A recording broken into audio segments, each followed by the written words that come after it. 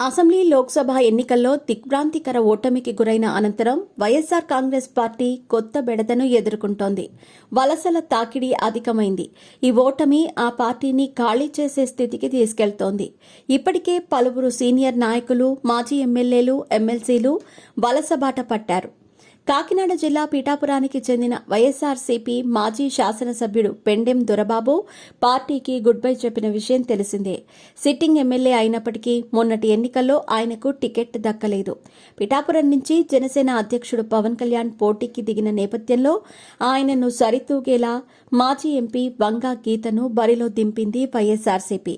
దీంతో ఆయన పార్టీకి గుడ్ బై చెప్పారు.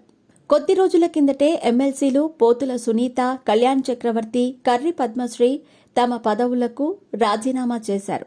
అంతకుముందు రాజ్యసభ సభ్యులు బీద మస్తాన్రావు, మోపిదేవి వెంకటరమణ వైసీపీని వీడారు.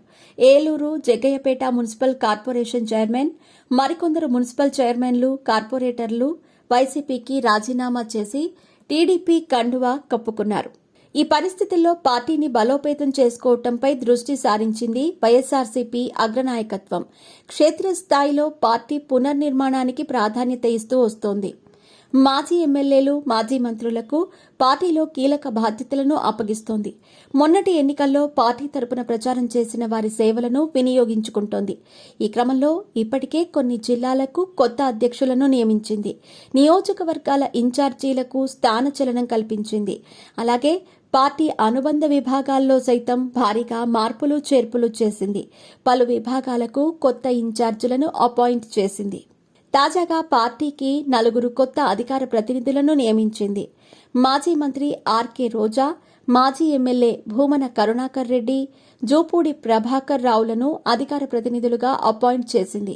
ఇదే జాబితాలో ప్రముఖ యాంకర్ ఆర్ఏ శ్యామలకు కూడా చోటు దక్కటం ప్రాధాన్యతను సంతరించుకుంది. మొన్నటి ఎన్నికల్లో ఆమె వైఎస్సార్సీపీ తరపున ప్రచారం చేసిన విషయం అందరికీ తెలిసిందే. ఇప్పుడు మంత్రి నారా లోకేష్ ప్రాతినిధ్యాన్ని వహిస్తోన్న మంగళగిరి సహా పలు నియోజకవర్గాల్లో యాంకర్ శ్యామల వైఎస్సార్సీపీ అభ్యర్థుల గెలుపు కోసం విస్తృతంగా ప్రచారం చేశారు. అప్పటికే ఆమె క్రియాశీలకంగా వ్యవహరిస్తున్నప్పటికీ పార్టీ పరంగా ఎలాంటి హోదా కూడా ఉండేది కాదు అప్పట్లో. ఇప్పుడు యాంకర్ శ్యామలను పార్టీ అధికార ప్రతినిధిగా హోదా లభించింది.